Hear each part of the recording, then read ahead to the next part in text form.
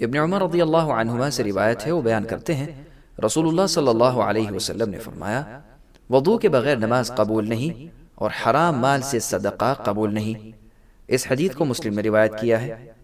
علی رضی اللہ عنہ سے روایت ہے، وہ بیان کرتے ہیں کہ میں بہت مزی والا انسان تھا، میں شرم محسوس کرتا تھا کہ نبی صلی اللہ علیہ وسلم سے اس کے بارے میں دریافت کروں، اس لیے کہ آپ کی بیٹی فاطمہ میرے نکاح میں تھیں۔ میں نے مقداد رضی اللہ عنہ سے کہا، انہوں نے نبی صلی اللہ علیہ وسلم سے سوال کیا تو آپ نے فرمایا وہ اپنے آلہ تناسل کو دھوئے، یعنی شرمگاہ کو دھوئے اور وضو کرے۔ اس حدیث کو بخاری اور مسلم نے روایت کیا ہے۔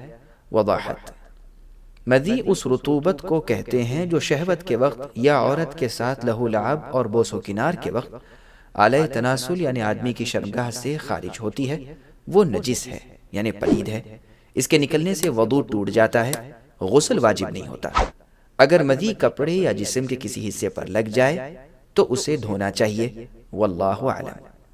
ابو ہریرہ رضی اللہ عنہ سے روایت ہے، وہ بیان کرتے ہیں رسول اللہ صلی اللہ علیہ وسلم نے فرمایا جب تم میں سے کوئی شخص اپنے پیٹ میں ہوا جیسی چیز کو محسوس کرے اور اس کو اشتباہ لاحق ہو جائے یعنی شک ہو جائے کہ آیا پیٹ سے کوئی چیز خارج ہوئی ہے یا نہیں، تو اسے چاہیے کہ وہ مسجد سے اس وقت تک نہ نکلے جب تک کہ آواز نہ سنے یا بو نہ پائے۔ اس حدیث کو مسلم نے روایت کیا ہے۔ ابو ہریرہ رضی اللہ عنہ سے روایت ہے، وہ بیان کرتے ہیں رسول اللہ صلی اللہ علیہ وسلم نے فرمایا جب تک ہوا خارج ہونے کی آواز یا بدبو نہ آئے وضو نہیں ٹوٹتا۔ اس حدیث کو احمد اور ترمذی نے روایت کیا ہے۔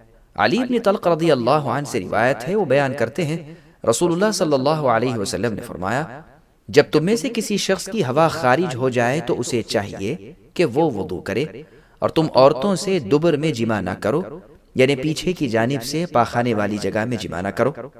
اس حدیث کو ترمذی اور ابو داؤد نے روایت کیا ہے۔ بصرہ رضی اللہ عنہ سے روایت ہے، وہ بیان کرتی ہیں رسول اللہ صلی اللہ علیہ وسلم نے فرمایا تم میں سے کوئی شخص جب اپنی شرمگاہ کو ہاتھ لگائے تو اسے چاہیے کہ وہ وضو کرے۔ اس حدیث کو امام مالک، احمد، ابو داؤد، ترمذی، نسائی، ابن ماجہ اور دارمی نے روایت کیا ہے۔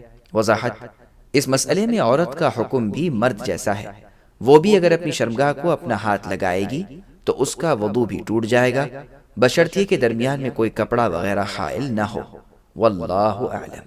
ابو ہریرہ رضی اللہ عنہ رسول اللہ صلی اللہ علیہ وسلم سے بیان کرتے ہیں آپ نے فرمایا جب تم میں سے کوئی شخص اپنا ہاتھ اپنی شرمگاہ کی طرف لے جائے اور درمیان میں کوئی کپڑا وغیرہ حائل نہ ہو تو اسے وضو کرنا چاہیے۔ اس حدیث کو شافعی اور دارقطنی نے روایت کیا ہے۔ نسائی نے اس حدیث کو بصرہ رضی اللہ عنہ سے روایت کیا ہے، البتہ انہوں نے یہ بیان نہیں کیا کہ اس کے اور اس کے شرمگاہ کے درمیان کوئی چیز حائل نہ ہو۔ وضاحت: طلق ابن علی کی حدیث کو منسوخ یا ضعیف قرار دینے سے بہتر ہے کہ بصرہ رضی اللہ عنہ اور طلق ابن علی رضی اللہ عنہ کی حدیث کے درمیان جمع و تطبیق کی جائے۔ ہاتھ اور شرمگاہ کے درمیان اگر کوئی کپڑا حائل نہ ہو تو وضو ٹوٹ جائے گا، اگر کوئی کپڑا حائل ہو تو وضو نہیں ٹوٹتا، اور اگر شہوت کے ساتھ کپڑے کے اوپر سے بھی شرمگاہ کو چھوا جائے تو بھی وضو ٹوٹ جائے گا۔ ابن عمر رضی اللہ عنہما سے روایت ہے، وہ بیان کرتے ہیں کہ کسی انسان کا اپنی بیوی کا بوسہ لینا اور اسے ہاتھ لگانا ملامسہ سے ہے، اور جس شخص نے اپنی بیوی کا بوسہ لیا یا اس کو اپنا ہاتھ لگایا تو اس پر وضو واجب ہے۔ اس حدیث کو مالک و شافعی نے روایت کیا ہے۔ وضاحت: صحابی کی موقوف روایت اگر صحیح مرفوع روایت کے مخالف ہو تو وہ حجت نہیں۔ بوسہ لینے سے وضو نہیں ٹوٹتا اور نہ ہی اس کو ملامسہ کہا جا سکتا ہے۔ ملامسہ کی تفسیر جماع ہے، یعنی ہم بستری کرنا۔ قرآن پاک کی آیت او لامستم النساء سے مقصود عورت کو ہاتھ لگانا نہیں بلکہ جماع کرنا ہے، جیسا کہ اس کی تفسیر ابن عباس رضی اللہ عنہما سے مروی ہے۔ اور بیوی کا بوسہ لینے سے بھی وضو نہیں ٹوٹتا، اگرچہ بوسہ لینا شہوت سے خالی نہیں ہوتا، واللہ اعلم۔ سبسکرائب کیجئے ہمارے چینل اور دبائیے بیل کا آئیکن تاکہ آپ کو ریگولر نوٹیفیکیشن اپڈیٹس مل سکے۔ واتقین اللہ